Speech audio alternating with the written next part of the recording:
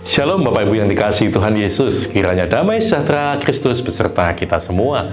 Selamat mengikuti renungan firman Tuhan hari ini dalam edisi Natal. Tuhan Yesus memberkati. Renungan hari ini berjudul Kasih yang Bersyarat. Bacaan kita terambil dari Injil Matius 2 ayat 7 dan 8 yang berbunyi demikian. Lalu dengan diam-diam Herodes memanggil orang-orang Majus itu dan dengan teliti bertanya kepada mereka bila mana bintang itu nampak. Kemudian ia menyuruh mereka ke Betlehem, katanya, "Pergi dan selidikilah dengan seksama hal-hal mengenai anak itu. Dan segera sesudah kamu menemukan dia, kabarkanlah kepadaku, supaya aku pun datang menyembah dia."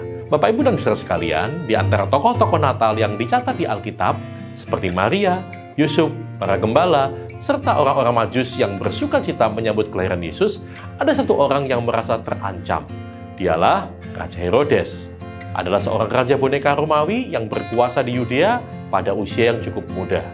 Dengan menempatkan dia sebagai penguasa di sana, pemerintah Romawi berharap dia bisa mengendalikan orang Yahudi yang hidup di situ.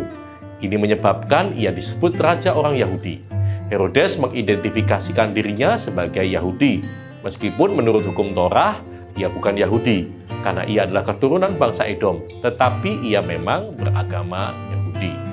Herodes adalah orang yang gila kuasa. Ia akan mempertahankan kekuasaannya dengan cara apapun, bahkan membunuh.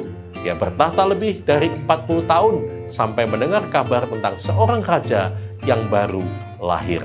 Tentu ia terkejut. Ia memang raja, tetapi tidak terlahir sebagai raja. Ia harus berjuang untuk mendapatkan kedudukan itu.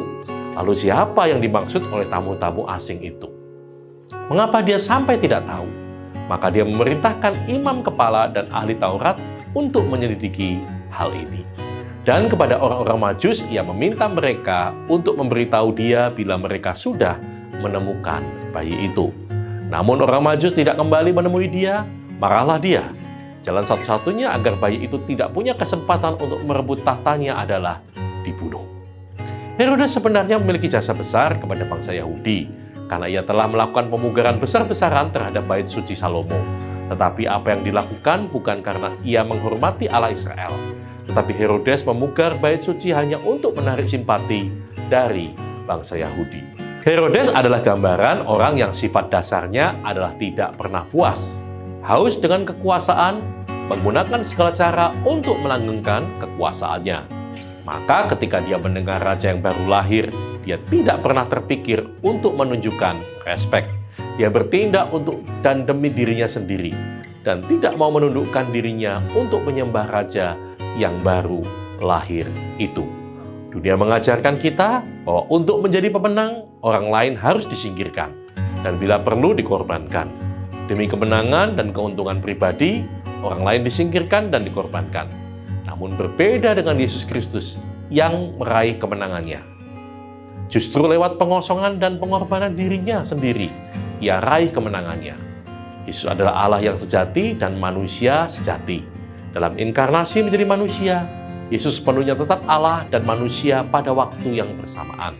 Namun dia mengosongkan dirinya dalam pengertian bahwa Yesus dengan rela membatasi sifat-sifat ilahinya tak kalah menjadi manusia. Di momen menjelang Natal ini, mari kita lihat hati kita. Siapa tahu kita bisa menemukan sifat-sifat Herodes yang tersembunyi. Adakah sifat lebih suka memerintah dibanding melayani? Lebih suka memiliki dibanding memberi? Lebih suka dihormati dibanding menghormati? Lebih melihat orang lain sebagai ancaman dibanding sebagai pribadi berharga di mata Allah? Kiranya Tuhan menolong kita untuk menjadi seperti Yesus, yang rela berkorban dan mengasihi tanpa syarat, bukan kasih yang bersyarat. Amin.